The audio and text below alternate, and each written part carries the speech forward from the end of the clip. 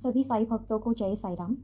आज आप सबको बाबा की बहुत प्यारी, बहुत सुंदर अनुभूति सुनाऊँगी।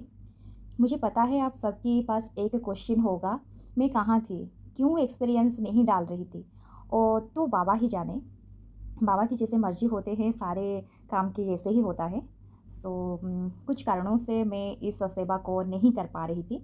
लेकिन एक बात तो है जो मुझे कहना होगा कि मैंने जितने दिनों नहीं किया हैं मैं अजीब तरह से बेचैन थी। मुझे बहुत अजीब-सा लग रहा था, कुछ बहुत अधूरा छोड़ दिया है मैंने।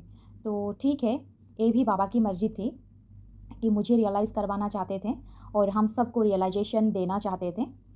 हम जो भी करते हैं तो जो सही है और गलत है, बाबा सब बता देते हैं।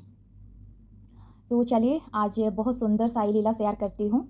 तो ये जो अनुभव है मेरा मैं एक दिन बाबा के सामने बैठकर रोने लगी।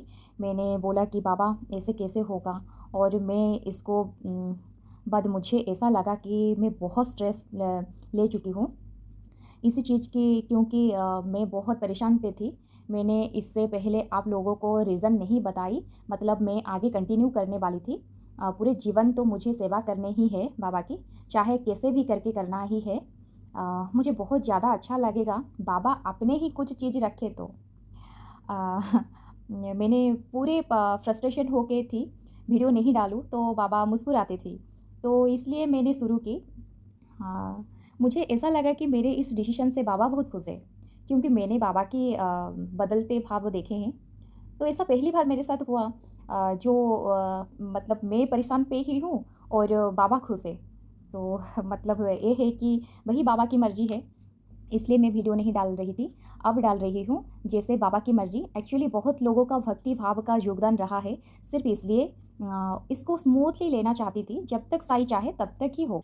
मैं गुस्सा होके बैठ गई थी। नहीं, इस बात को गुस्सा नहीं कह सकते, टू बी ऑनेस्ट मेरे मन टूट गया था। मेरे लिए शायद ये ज़रूरी है, तो इसलिए बाबा ने ये सब करवाया। ये बात मैं पर्सनली समझाने जाऊँ तो बहुत लोग नहीं समझ पाए, क्योंकि पहले मैं बिना स्ट्रेस से अभी कुछ कर रही हूँ। खैर छोड़ो, अभी चलो एक्सपीरियंस पे आती हूँ। मैं बाबा का एक डिवोटी का बहुत बड़ा एक्सपीरियंस शेयर करने वाली हूँ।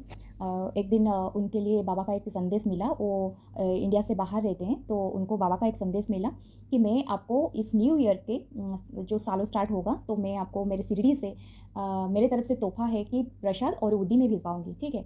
तो उन्होंने बहुत बेचैन हो गया कि कहाँ से मिलेगा मुझे बाबा का प्रसाद और उदी। तो इसलिए वो बहुत सोच रही थी उसी टाइम। उसके बाद एक दिन एक वो मतलब एक सिस्टर जैसी है, उन्होंने आया और कहा कि आप तो बाबा की डिवोटी है, मतलब जो साल स्टार्ट हो गया है उसका एक दिन के बाद उन्होंने आके कहा कि मैं आपको बाबा का प्रसाद और उदी दे रही हूँ, आप ले लीजिए, आप तो बाबा का डिवोटी है, आप उसको रखिए और साई ओम साई राम भी उन्होंने बोले। तो उसके बाद उसी टाइम उन्होंने रोने लगी कि बाबा का इतना आशीर्वाद है मेरे ऊपर और बाबा का सच में जो तोहफ़ा था, बाबा ने कहा था कि संदेश में मुझे मिलने वाला है और मिल भी गया। और उन्होंने बहुत रोई उसी टाइम कि बाबा आप सच में मेरे पास है और बाबा को बहुत थैंक यू भी बोला उन्होंने और सच में वो जो एक्सपीरियंस मेरे साथ बात कर रही थी, उसी टाइम उन्होंने भी बहुत रोई थी। Thank you so very much. उन्होंने कहा कि मेरे एक्सपीरियंस आप डाल दो।